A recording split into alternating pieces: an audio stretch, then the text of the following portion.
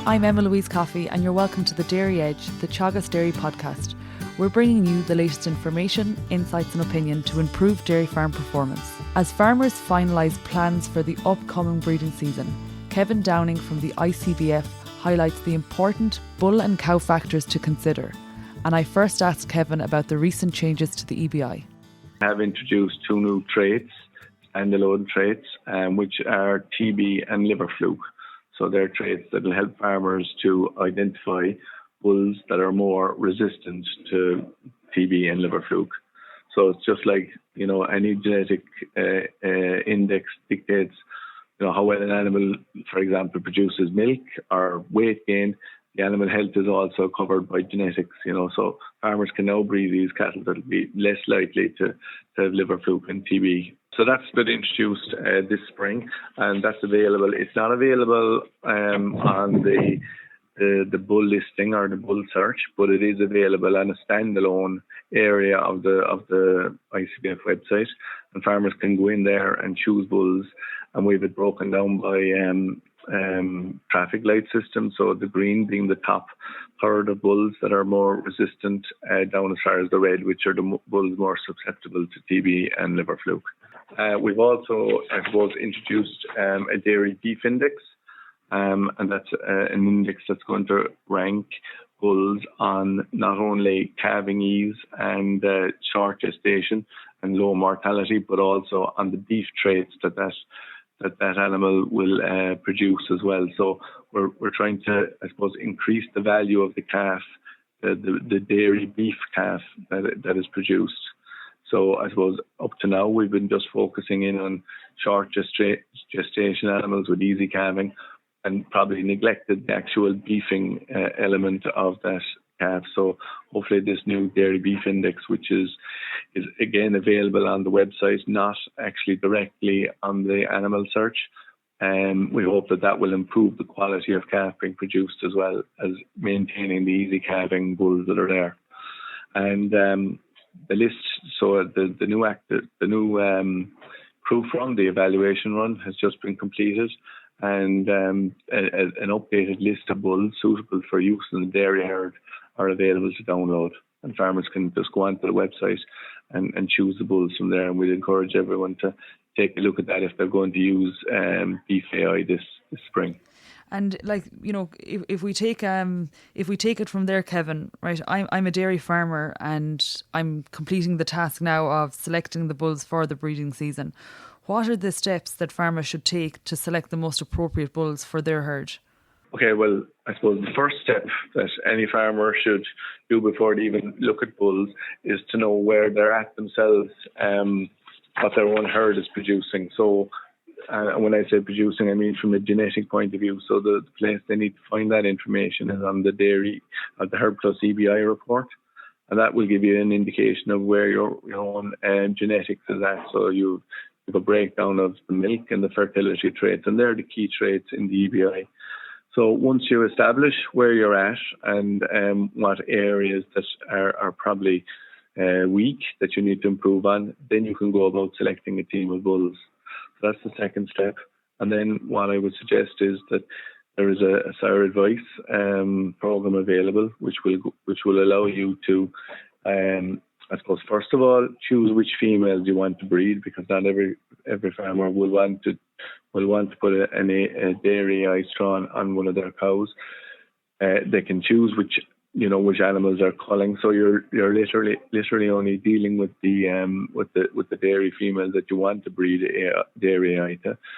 So then it'll allow you to pick the bulls. So the list of bulls, all the bulls from the various eye companies are listed in that, and you can then shortlist your bulls down to which ones will correct whatever issues you have in your herd. So if you're particularly weak in the fertility traits, then you can very easily, with the sliders that we have on the sire advice, pick bulls that are very strong in fertility, or vice versa. If for example, protein percentage is poor, you can zone in on bulls that have high protein percentage.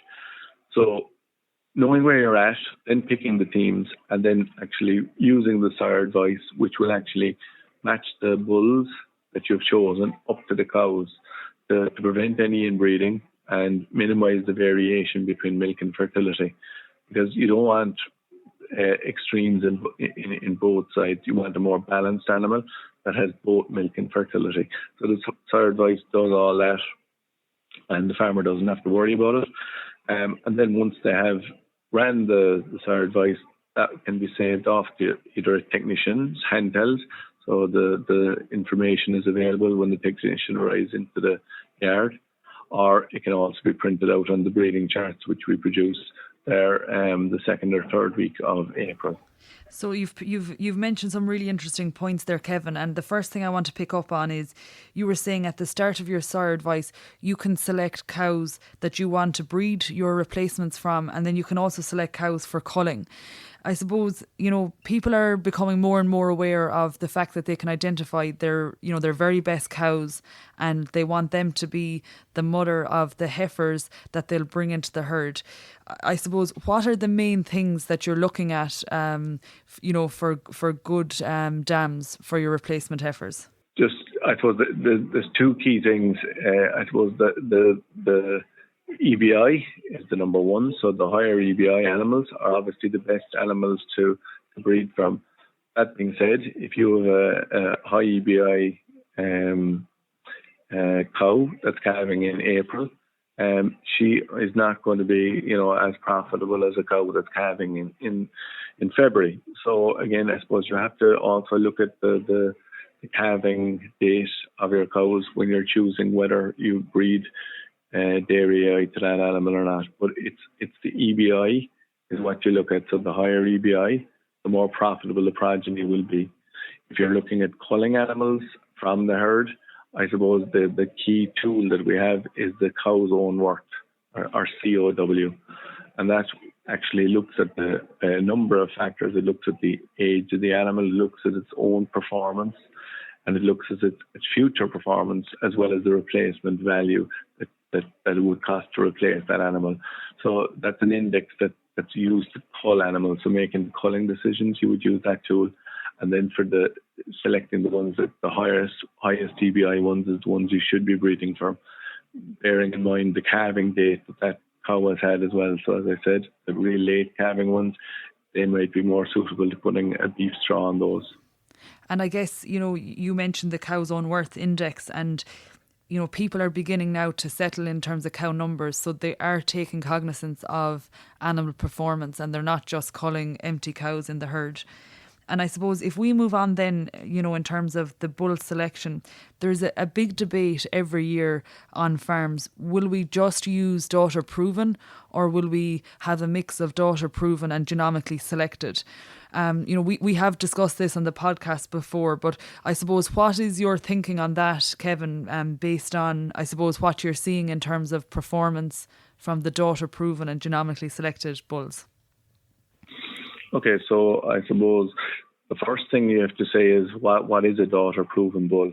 And I suppose in the past, if you go back, maybe 10 years, bulls that were on the active bull list, when they said daughter proven, they more than likely were proven for fertility as well as milk. Whereas any bull on the active bull list today, none of those bulls are really proven for fertility. They're just proven for milk. So I suppose the definition of daughter proof has changed over the years because of the improvements we're making in EBI year on year. Bulls aren't lasting on the list as long as they used to be before. So the fertility proof, which is required for a proper 95% proven bull, that's not available on the list at the moment. So that's the first thing I'd say. So whether you use daughter proven then or genomically selected, I suppose the evidence over the last while is that there is an over-prediction in the EBI, something in the order of maybe in the last group up to about €30 of an over-prediction. But it's not just for GS bulls or genomic bulls, it's across all the different categories. I suppose the reason for that is because what I said already is they're not fully proven, these daughter proven bulls, they're not fully. So they still have a lot of genomics contributing to their EBI. So all categories of bulls are probably being slightly over predicted. And that's just something that we have to build into our models, and I suppose it is consistent with international experience that is happening, in other countries as well. But I suppose if we were to look at using GS versus daughter-proven, if you just use, we'll say, a team of daughter-proven bulls and looking at the active bull list from this spring, if you take the top 20 bulls and compare their EBI with the top 20 bulls that are GS, you're looking at a €70 difference between the daughter-proven and the GS bulls. So yeah, if you can use it, but you're looking at, at €70, you're looking at, 3 to 4 years of genetic gain will be lost if you just focus in on daughter-proven. Now, that's not to say you can't use a daughter-proven bull or two in your team. By all means, that's not to be discounted, but just focusing in daughter-proven, you are going to lose genetic gain, and those bulls can drop as well. I mean, a daughter-proven bull currently on the list, can drop between, plus or minus maybe €90, whereas a GS bull has a plus or minus maybe €110. So there isn't a huge difference between those. And again, to minimize the risk, you just need to use a team of bulls. And in the past, I suppose we would have been recommending 5 bulls. That recommendation has moved to 8 bulls now. And I suppose the reason being is a lot of the bulls are out of, a lot of the bulls in the active bull list might have the same sire. So, if that sire falls, then it might affect a couple of bulls on the actual list. So we've moved our recommendation up to 8 bulls for your typical 100 to 150 cow herd. You should be using a team of 8 bulls. And I suppose that was my next question. So you've answered that, Kevin. But I suppose just to recap and emphasise, what you're saying is the your team of genomically selected bulls is €70 ahead of your daughter proven, and you've identified that as 3 to 4 years of genetic gain. And I suppose if we just look at the €70 based on, I suppose, some of the work done with, say, ICBF and Teagasc, each euro in EBI will leave an additional €2 in profit per lactation. So that's €140 additional profit from, I suppose, the offspring of the genomically selected bulls compared with the daughter proven bulls. If we're looking at a 100 cow herd, Kevin, how many AI bred replacements do they need? Okay, so typically looking at a replacement rate of 18 to 20%, which is the average that we have in Ireland. You're looking at, I suppose, the best herds, with a maybe using 2 straws to get a cow and calf. You're looking at, I suppose, 80 straws for a 100 cow herd. So that's 4 straws per cow, because half of them are going to be male, half will be female. So, to get 20 animals, you're looking at 80 straws. So, and that's a minimum, and they're the better performing ones. So the range would be 80 to 90. I suppose one thing which, if we could give any advice, is as well, is the stock bull usage. If you are going to use a stock bull, you should really focus in on the EBI of the bulls that you are buying. Like the average EBI of the stock bull in Ireland at the moment is, €100 behind the AI bull. So, it's €110 versus €210. And like, as you said already, for every €1, it's €2 in profit.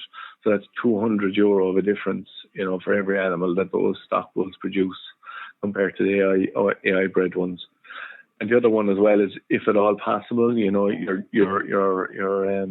your heifers, they're the best genetics in your herd, because they're the latest I suppose genetics, and that's where you're going to see your biggest gain as well. So using AI on heifers as well is key, and trying to get those, I suppose, those cows, those heifers calved down again, at 22, 26 months of age. That's another key message, because, the evidence has shown that, heifers that calve between 22 and 26 months, last longer in the herd and produce more solids. And, currently we're only at about 70% nationally of animals calving in that window. So again, focusing in on your early calving cows, making sure that they're bred to dairy AI, and making sure that they're getting a good start from the word go, will help you achieve those kind of 22 to 26 month calving targets. I think that's a lovely note to finish on, Kevin. And I suppose just to recap, when we're, the cow side of things is as important as the bulls we're picking, and we're looking at our high EBI cows with early calving dates, and to really focus on getting the heifers calved down at the 2 years of age, and maintaining them in the herd, and with, they being the best genetic potential in the herd. Thank you, Kevin. No problem. Thank you, Emilise. That's it for this week's episode of the Dairy Edge podcast, and my thanks to Kevin Downing for joining me on this week's show. Don't forget to subscribe on Apple and Google Podcasts as well as Spotify, and for more information go to the Teagasc website at teagasc.ie. I'm Emma Louise Coffey, and join me next time for your Dairy Edge.